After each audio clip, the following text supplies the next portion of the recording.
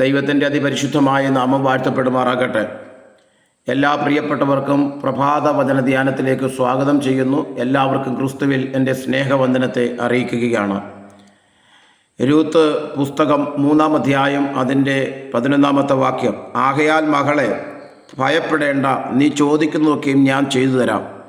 നീ ഉത്തമ സ്ത്രീ എന്ന് എൻ്റെ ജനമായ പട്ടണക്കാർക്ക് എല്ലാവർക്കും അറിയാം. നികത്താനാവാത്ത നഷ്ടങ്ങളാൽ ജീവിതം വഴിമുട്ടി നിൽക്കുമ്പോൾ കടപ്പാടുകളെക്കുറിച്ചും ഉത്തരവാദിത്വങ്ങളെക്കുറിച്ചും പലപ്പോഴും മനുഷ്യൻ മറന്നു പോകാറുണ്ട്. ഇങ്ങനെയുള്ള വിപരീത സാഹചര്യത്തിലും കടപ്പാടുകൾ മറക്കാതെ ഉത്തരവാദിത്വങ്ങൾ ഏറ്റെടുത്ത ഒരു സ്ത്രീയാണ് ഉത്തമ സ്ത്രീ ആയ രൂത്ത്. ഭാഗ്യം തേടി തൻ്റെ ഭർത്താവിനോടും മക്കളോടും ഒപ്പമുള്ള മോവാബ്യ ദേശത്തേക്ക് കടന്നു വന്ന നവോമിയുടെ ഭർത്താവും മക്കളും അകാലമായി ചരമമടയുവാനിടയായി. ആ ഭാഗ്യപരീക്ഷണത്തിൽ അവർക്ക് ശിഷ്ടമായി ലഭിച്ചത് തൻ്റെ ആൺമക്കളിൽ കൂടി ഭാര്യമാരായി സ്വീകരിച്ച അന്യനാട്ടുകാരായ രൂത്തിനെയും ഓർഭയുമായിരുന്നു.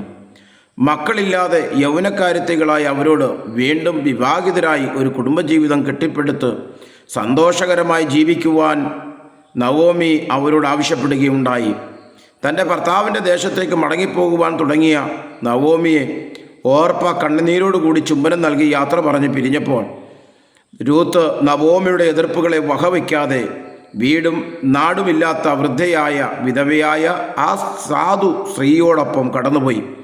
അവളുടെ ഭാവിയെക്കുറിച്ചുള്ള ആശങ്കയേക്കാൾ തൻ്റെ പ്രിയപ്പെട്ടവൻ്റെ മാതാവിനെ പരിരക്ഷിക്കുവാനുള്ള നിസ്വാർത്ഥമായ നിഷ്കളങ്കമായ സ്നേഹമാണ് രൂത്തിനെ ഉത്തമയാക്കി കർത്താവിൻ്റെ വംശാവലിയിൽ സ്ഥാനം നൽകിയത്. അതുകൊണ്ട് മാന്യ സഹോദരങ്ങളെ, നമ്മുടെ പ്രിയപ്പെട്ടവർ കഷ്ടത്തിലും വേദനയിലുമാകുമ്പോൾ നാം അനുദപിക്കുന്നവരാണ്. ഓർമ്മയെപ്പോലെ സ്വന്തം സുഖങ്ങൾക്ക് വേണ്ടി കടപ്പാടുകൾ മറന്ന് കണ്ണുനീരുകളെ ഒഴുക്കി ഉത്തരവാദിത്വങ്ങളോട് നാം യാത്ര പറയാറില്ലേ? മൺമറഞ്ഞ തൻ്റെ പ്രിയപ്പെട്ട ഭർത്താവിൻ്റെ മാതാവിനെ പരിരക്ഷിക്കുവാൻ ഇരുളടഞ്ഞ ഭാവിയിലേക്ക് അവളോടൊപ്പം ഇറങ്ങിത്തിരിച്ച രൂത്ത് നമ്മുടെ ഒരു മാതൃകയായി മാറണം. ഭാര്യയുടെ ഭർത്താവിൻ്റെ മാതാപിതാക്കന്മാരോടുള്ള നമ്മുടെ സമീപനത്തെ ഒന്ന് വിലയിരുത്തി സ്വർഗത്തിലെ ദൈവം ആ വിലയിരുത്തലുകളെ വീക്ഷിക്കുന്നതും ഈ പുസ്തകത്തിൽ നമുക്ക് മനസ്സിലാക്കാൻ കഴിയും.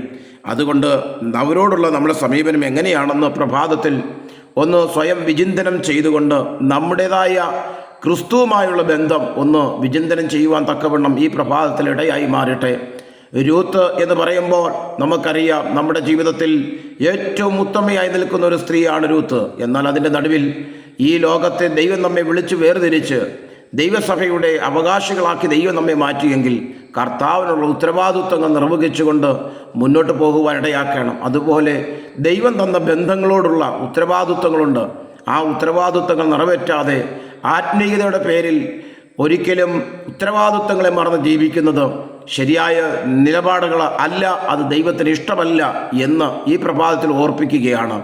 ഈ വചനം നിങ്ങളുടെ ജീവിതത്തിൽ ഒരു ചേഞ്ചായി മാറട്ടെ. സ്നേഹിപ്പാനുള്ള കൃപ നമുക്ക് ലഭിക്കട്ടെ. രൂത്തിനെ പോലെ നമുക്കും മറ്റുള്ളവരുടെ മുമ്പിൽ മാതൃകയോടെ ജീവിക്കാം. ഈ വചനങ്ങൾ ആ ദൈവം നമ്മെ അനുഗ്രഹിക്കട്ടെ. God bless you. മാറാനാഥ.